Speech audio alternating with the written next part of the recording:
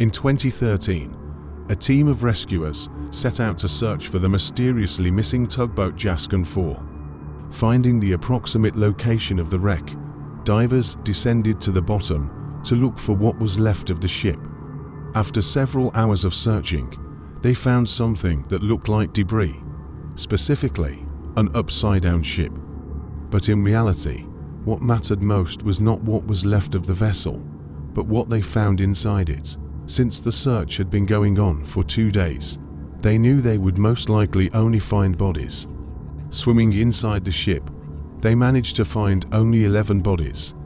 They could not locate the 12th, so they were already about to leave when they suddenly heard a sound that made them realize that it seemed now they themselves needed rescuers.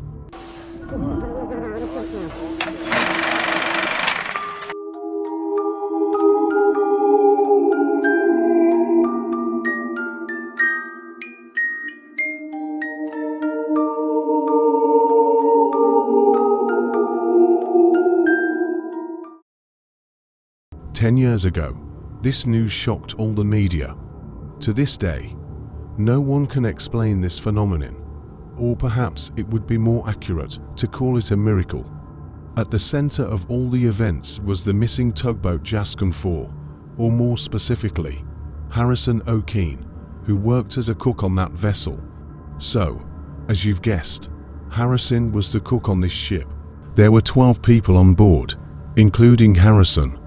That day, as usual, the tugboat was returning to shore along its familiar route, when at some point the Coast Guard received a distress signal from the Jaskin 4. Mayday, mayday, mayday. The Jaskin 4 tugboat has capsized and is sinking. Just a few minutes later, contact with the ship was completely lost. The crew understood that in such a storm, they could not possibly make it to shore, and their only hope was a rescue team. But of course, in weather like that, it was highly unlikely anyone would be sent out to them, and this is where the inexplicable part begins. The thing is, in the area where they were, such storms had never been seen before. Just so you understand, for a ship to capsize and sink, a wave has to be roughly this big. To understand what exactly happened to the vessel, let's go back 10 minutes. At that moment, our guy Harrison was in the bathroom, sitting calmly and, well, taking a dump, when suddenly he realized he was now lying against the wall, and the toilet was flying right at him. Harrison later said he only realized the ship had gotten into a storm after he came out of the bathroom. Loose items and people were flying around the ship like flies. Chaos reigned. He heard the screams of people desperately calling for help. Harrison and the other 11 crew members were in a panic and simply didn't know what to do, because the vessel was completely out of control. Apparently, it was massive rogue waves, so-called killer waves. The strange thing is, they usually do not occur near the shore. Then came the fatal moment. They felt a heavy blow to one side. Everyone was thrown in different directions, and Harrison lost consciousness. The vessel gradually began sinking. At that moment, Harrison regained consciousness and saw that water was rapidly filling the compartment. He realized there was only one way to survive. Since the ship was already at great depth, he physically couldn't swim to the surface. The mass of the sinking ship would simply drag him down. And at such depth, due to the pressure, his head would have just popped like a watermelon. So there was only one option left: find the farthest cabin where there might still be a pocket of air. And that's exactly what saved him. The ship had turned completely upside down, 180 degrees, and because the oxygen hadn't yet escaped, an air pocket formed, and Harrison was in it. Unfortunately, the other 11 crew members didn't make it into that compartment. But considering what happened to Harrison afterward, it's not entirely clear who was luckier. And here begins the most terrifying part of the story. Our cook was now alone with the ocean, 30 meters underwater. He had only 2 flashlights and a bottle of soda, which soon ran out. Then he was left in total darkness. Now imagine what it feels like to be in complete darkness, 30 meters down, inside some strange metal compartment with no way out, and completely cut off from the outside world. But that wasn't even the scariest thing. At some point, he began to hear strange sounds, and at that moment, he remembered who else, besides sailors, lives in the ocean. As you probably guessed, the other 11 crew members never made it to the compartment, and their bodies were floating near the ship. The sharks decided to make use of them. Catching the scent of blood, they approached the vessel and began to feast. While they were eating his friends one by one, Harrison was sitting just one wall away, hearing every sound. The most terrifying thing was knowing that a shark could easily swim into another cabin, see him, and then he would share the same fate as his crewmates. Eventually, the sounds died down. Apparently, the sharks, full and satisfied, swam away. But Harrison knew there was little reason to rejoice. He only had a few hours left before all the oxygen in that air pocket would run out. Because he was in total darkness, Harrison had no idea how much time had passed.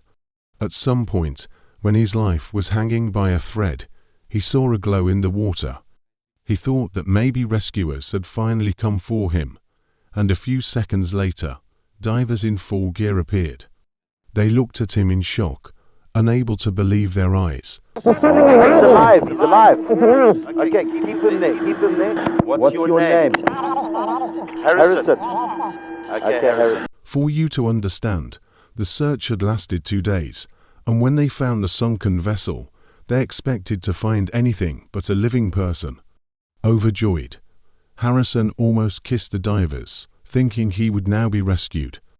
There's a thing called decompression sickness. It happens when there's a sudden change in the pressure of the air you're breathing. In simple terms, after spending 2 days at high pressure, the oxygen in Harrison's blood had already dissolved. If he rose to the surface too quickly, the oxygen would turn into bubbles, and those bubbles would foam up his blood. So Harrison had to spend another 60 hours in a special decompression chamber before being able to come to the surface. At that point, it was a choice: another 3 days underwater, or Popeye arms. Of course, the story ended with a happy ending, and none of the rescuers had ever encountered anything like it before. Harrison himself said it was truly a miracle. But was it really a miracle in that ship's cabin? Many locals in his town don't think so. According to the cook, after the incident he had nightmares every night. Some acquaintances even claimed he must have used black magic to survive. As for the black magic part, nothing can be said for sure. But it is strange that only he survived. Now look at the facts. He spent 2 days without food or water. The other 11 people were found as half-eaten remains. Only he figured out how to survive in an air pocket, even though he was just a cook. If anyone should have known about surviving in such a situation, surely it would have been the captain or first mate, not the cook. Putting all these facts together paints a slightly different picture, one Harrison never told. You might say, look at the space where he stayed. There would have been room for several more people, but the thing is, there wouldn't have been enough oxygen. You understand that the air must be rich enough in oxygen to breathe, and the more people, the less chance each has to survive. It's entirely possible that at first, more than just Harrison was alive, but here, we can only guess. The truth is known only to Harrison and the sharks. If you've ever dreamed of getting yourself a monkey and thought, oh, how cute it is, then believe me, right now you're about to see that it's not. This woman had one of those cute little things, and here's how she looked before she got the monkey. And here's how she looked after. And believe me, you can't even imagine what this monkey turned the woman's life into. It all began back in the 1990s, when Sandra and her husband decided to get a monkey. They named him Travis. Travis didn't lack attention. They spent a lot of time with him, training him and working with him. As a result, he even won many contests, took first place at exhibitions, and even starred in a Coca-Cola commercial. And at the age of 3, he became practically an American TV star. In short, an adorable animal weighing 200 pounds, 90 kilograms. His owners, Sandra and her husband, considered him part of the family. He would watch TV with them, eat from the table with the same spoon. Everything was like a fairy tale. That is, until tragedy struck. Sandra's only child died in a car accident. And as terrible as that was, it turned out that things could get even worse. 4 years later, Sandra's husband also died after losing his battle with cancer. From then on, Sandra lived alone in her house with Travis, the pet who was her only comfort at that time. But as it would later turn out, this tragedy affected not only Sandra's mental state, but also the monkeys. Some time passed, and Sandra's acquaintances began to notice that she had a very strange relationship with the monkey. She slept with him in the same bed, bathed with him in the same tub. It looked as if her mind had completely blocked out the death of her son, and she had decided that her son was now the monkey, Travis.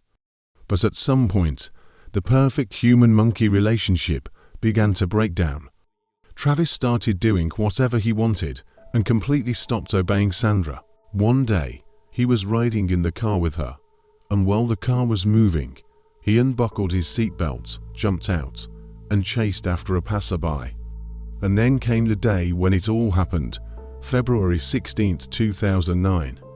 Travis began acting incredibly aggressive and completely lost control. He chased Sandra all over the house, trying to hurt her, no longer resembling a cute pet, but instead a wild animal. Sandra decided to hide from her beloved son in the car, but Travis was so strong that he ran up to the car and simply ripped the door right off. And here's where something happened that I would call the root of injustice. You'll understand in a second what I mean. Sandra realized she couldn't handle him on her own, so she decided to call her friend, Charla Nash. Her friend was quite a tough woman and decided to come and tame the out-of-control monkey. Quickly getting ready, she arrived at the scene, got out of her car, and saw the frantic animal. She knew what she was doing. She had brought Travis's favorite toy with her. She raised it above her head, hoping to distract and calm him down. But the monkey took this as a signal to attack. Those were the last seconds of Charla's normal life. The monkey began biting and tearing Charla apart with such force that even Sandra couldn't pull him away. Sandra tried hitting Travis with a shovel to drive him off, but he simply didn't react and didn't calm down until there was nothing left of her friend but a piece of meat. Sandra ran off and called the police, thinking her friend was already dead. Stand for 911, where's your emergency? Send the police! What's the problem there? The chimp killed my friend! But even when the police arrived, the monkey still wouldn't stop. He continued attacking the officers themselves and jumping on their cars. One of them finally decided to open fire on him. A few minutes later, Travis lay dead. And as it turned out, Charla was still alive. They quickly called an ambulance and took her to the hospital. Doctors confirmed that she had lost her eyesight, her hands, and her face. As for Sandra Harold, the mother of the monkey, so to speak, she never admitted any guilt, saying that Travis had his reasons for acting that way. Nevertheless, she paid compensation for her friend's treatment. Although honestly, what kind of treatment could be discussed here? And was she even a real friend? Because at the moment when the monkey was tearing Charla apart, Sandra was standing behind her holding a knife. She could have prevented at least part of the injuries her friend suffered.